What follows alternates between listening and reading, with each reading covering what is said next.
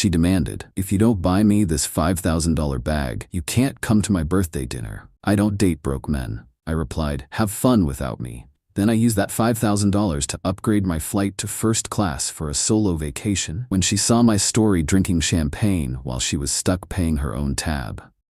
Alright, so this literally just wrapped up yesterday. Figured I'd share because this community would appreciate the pettiness level achieved. Context time. I'm 29, software developer, making around $120K annually, which is solid money in my city. Been seeing this girl Melissa 26 for about 4 months now. Met her at a rooftop bar through coworkers, and she seemed cool initially. Emphasis on seemed.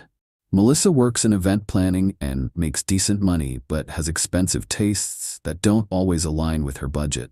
Designer everything, luxury lifestyle, constant social media flexing. I noticed early on she was always showcasing stuff she couldn't really afford, but didn't think much of it at first. Here's where I probably should have seen the writing on the wall. Third date. Melissa casually mentioned how her ex used to buy her designer handbags and jewelry for special occasions, not asking me to do the same, just letting me know what she was accustomed to. Red flag number 1 that I stupidly ignored. By month 2, Melissa was dropping hints about wanting certain items for her birthday, which was coming up at the end of the month. Started sending me links to jewelry websites and handbag collections with captions like, "So pretty," and heart eye emojis. I'm not stupid, I knew what she was doing. The expectations escalated quickly after that.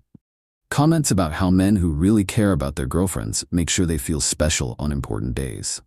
How she'd never had a boyfriend who wasn't generous with gifts. How her friends always got amazing presents from their partners.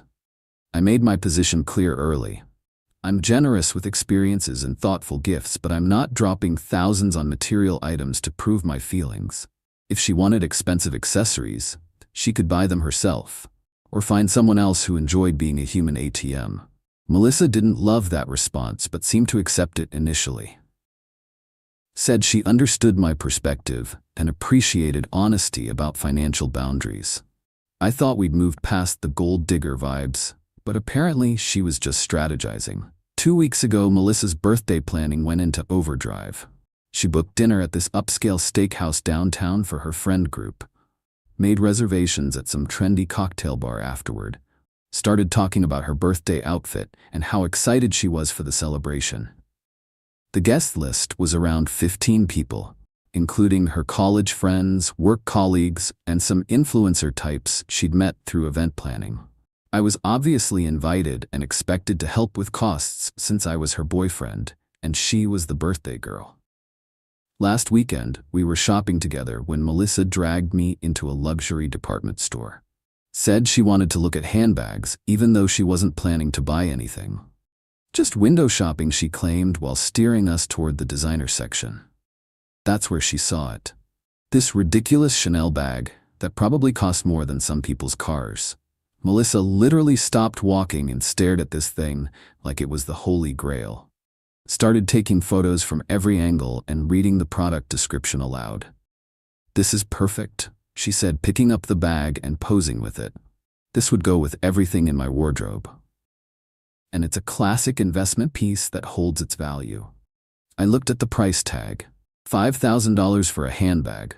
Not $500 or $1,500, but 5 full thousands for something to carry lip gloss and car keys. I started laughing because I thought she was joking. "You're not serious about that price, right?" Melissa wasn't laughing. "It's Chanel. This is actually reasonable for their quality and craftsmanship. Some of their bags cost twice this much." I told her if she wanted to spend $5,000 on a purse, that was her choice, but I wasn't participating in that level of financial insanity. We had different ideas about money, and that was fine, but she shouldn't expect me to fund her luxury fantasies. That's when Melissa started her manipulation routine. Talked about how her birthday was coming up, and she'd been working really hard lately. How she deserved something special, and had never asked me for anything major before. How couples support each other's happiness. I reminded her that 4 months wasn't long enough to be making $5,000 gift demands. That I'd already planned to get her something thoughtful for her birthday, but it wouldn't be designer accessories. She could appreciate whatever I chose, or find someone else to exploit. Melissa got quiet after that, said she needed to think about things and would talk to me later. I figured she was processing the reality check about my spending limits. Should have known she was planning something more manipulative. Thursday night, Melissa called with her ultimatum. She'd been thinking about our relationship and realized we had fundamental compatibility issues around generosity and showing appreciation. That she needed a partner who understood how to make her feel valued. If you don't buy me this bag, you can't come to my birthday dinner. I don't date broke men. I sat there for a second, processing what I'd just heard. This woman was holding her own birthday party hostage unless I dropped $5,000 on a handbag. The audacity was actually impressive in its boldness.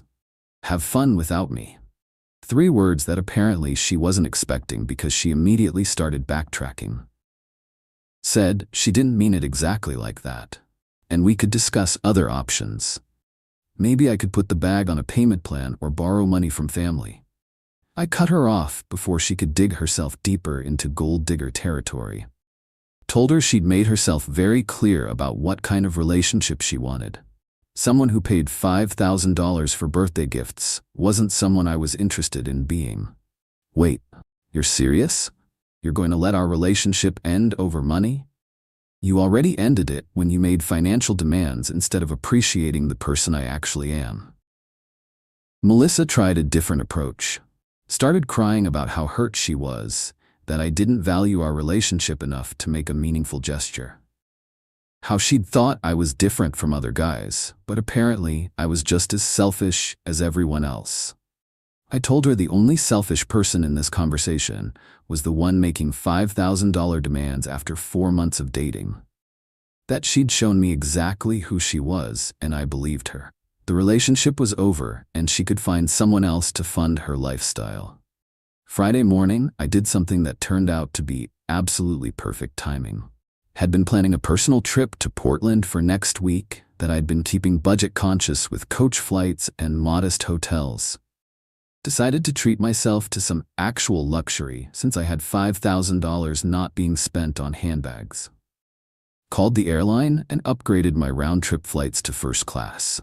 Extended the trip by 2 extra days and booked a suite at a 5-star hotel downtown. Made dinner reservations at upscale restaurants I could actually get into.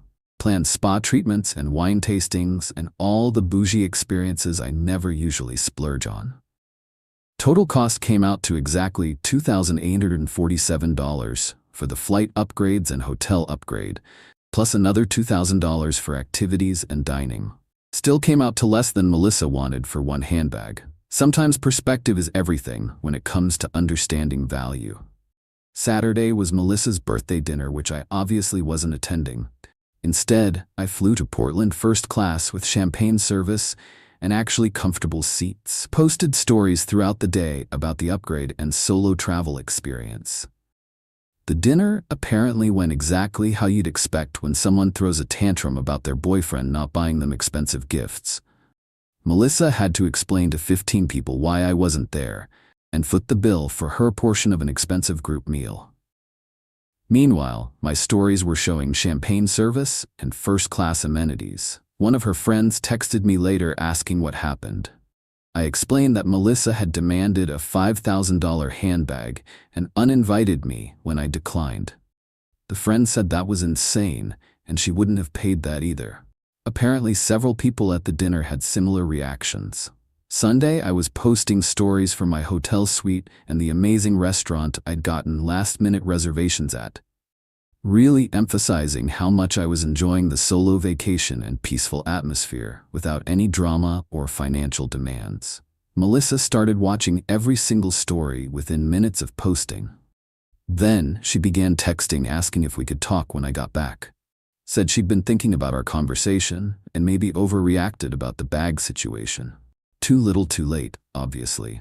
Monday, I posted champagne on the hotel rooftop with panoramic city views. Tuesday was wine tasting in the Columbia River Gorge with first-class ground transportation.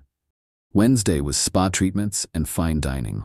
All experiences that actually created memories instead of just flexing material possessions. The best part was knowing Melissa was watching every update while probably regretting her ultimatum strategy.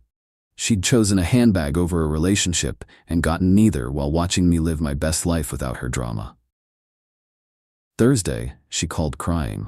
Apparently her birthday weekend had been a disaster. Several friends had questioned why she'd make such expensive demands for only 4 months of dating. The group dinner turned awkward when she couldn't adequately explain my absence. "I made a mistake," she sobbed. "I was stressed about money and took it out on you. Can we please talk about working through this?" I was literally sitting in first class on my return flight sipping champagne when she called. The irony was too perfect not to appreciate fully before responding. "There's nothing to work through, Melissa. You showed me who you are when you made financial demands and threatened our relationship. I'm not interested in dating someone who sees me as a wallet with legs." She begged for another chance. Promised she'd never ask for expensive gifts again and would be grateful for whatever I chose to give her. Said she'd learned her lesson about making ultimatums and valued our connection more than material things. If you valued our connection, you wouldn't have threatened to end it over a handbag. You made your priorities very clear, and I responded accordingly. Melissa tried guilt-tripping next, said I was being heartless by ending things over one mistake. That everyone deserves second chances when they realize they've acted badly. That holding grudges wasn't healthy for either of us. "You're right, everyone deserves second chances. You'll get yours with the next guy who's willing to buy you designer accessories. Just won't be me." The conversation ended with her promising to change and begging me not to give up on what we'd built together. I reminded her that what we'd built was 4 months of her testing my financial boundaries until she finally overplayed her hand. Got back home Friday to find she'd left a handwritten letter under my door, 3 pages of apologies and promises to do better. Said she'd been influenced by toxic friends who made her feel like she needed expensive things to be valued. That she'd rather have me than any designer bag. I threw the letter away without finishing it. Actions matter more than words, and her actions had shown me everything I needed to know about her character and values. Some people reveal who they truly are when they think they have leverage over you. The weekend was peaceful without constant pressure about money and gifts. Realized how much mental energy I'd been spending on managing her expectations and defending my financial choices. Being single was actually relaxing compared to dating someone with gold digger tendencies. Monday, Melissa showed up at my apartment building. The doorman called up to ask if I wanted to see her, and I declined. She apparently waited in the lobby for 2 hours, hoping I'd change my mind. Eventually left when the doorman told her she couldn't camp out indefinitely. Tuesday, she tried reaching me through LinkedIn with a professional message about wanting to discuss our relationship like mature adults. I blocked her there too, because using professional networking to circumvent personal boundaries is stalker behavior. Her friend Emma called Wednesday asking if I was willing to hear Melissa out. Apparently she'd been crying for days and couldn't understand why I was being so unforgiving about one mistake. Emma seemed to think I was overreacting to normal relationship conflict. I explained that demanding $5,000 after 4 months wasn't normal relationship conflict. That threatening to uninvite me from her birthday unless I bought her designer accessories wasn't one mistake, it was calculated manipulation. Emma said Melissa had always been high maintenance about gifts, but usually backed down when guys pushed back. That she'd probably expected me to negotiate, rather than actually ending things. Apparently, my immediate acceptance of the breakup caught everyone off guard. Maybe that's the problem, I told Emma. She's used to manipulating men who negotiate with financial ultimatums instead of walking away immediately. Thursday, I ran into one of Melissa's work colleagues at a coffee shop downtown. She approached me to say she'd heard about the birthday situation and thought Melissa had been completely out of line with her demands. Apparently, the story had spread through their office, and most people agreed that expecting expensive gifts after such a short relationship was unreasonable. Several women had told Melissa she'd sabotaged a good thing by being greedy and materialistic. "She's been miserable since you broke up," the colleague said. I think she genuinely regrets how she handled things. I appreciated the update but explained that regretting consequences isn't the same as understanding why your behavior was wrong. That Melissa was probably more upset about losing someone to fund her lifestyle than about losing me specifically. This morning, I got a text from Melissa's number that was obviously written by someone else. Formal tone, asking if I would consider mediation to resolve our communication issues. Probably her sister or mother trying to help patch things up. I responded that there weren't any communication issues. Melissa had communicated very clearly that she expected $5,000 gifts and wouldn't date broke men. I'd communicated very clearly that I wasn't interested in that type of relationship. The Portland trip ended up being exactly what I needed to reset my perspective on dating and standards. Sometimes you need luxury experiences to remind yourself what actual value looks like versus empty materialism. $5,000 bought me first-class flights, gourmet meals, hotel suites, spa treatments, wine tastings, and memories that will last forever. Melissa wanted to spend the same amount on a handbag that would sit in her closet collecting dust. The whole experience taught me to trust my instincts about people's motivations and character. When someone shows you they're willing to manipulate you financially, believe them immediately. Don't wait around hoping they'll develop better values. Been on a couple dates since getting back, and it's amazing how much easier conversation flows when you're not constantly defending your spending choices. Turns out plenty of women appreciate thoughtful gestures over expensive purchases. Melissa apparently started dating some finance bro who bought her the Chanel bag for their 2-week anniversary. Her friend Katie mentioned it when we ran into each other at a bar last weekend. Said Melissa was thrilled to finally find a generous man. Good for her, honestly. She found someone willing to buy her affection, and he found someone whose love can be purchased. They deserve each other, and I dodged a bullet by not becoming her personal ATM. The Portland trip photos are still getting likes and comments from friends who said it looked like an amazing solo adventure. Several people mentioned wanting to plan their own luxury getaways after seeing how much I enjoyed the experience. Funny how $5,000 can either buy you a handbag that impresses other materialistic people or a week of actual experiences that create lasting happiness. Melissa chose poorly and learned that ultimatums don't work on men who respect themselves.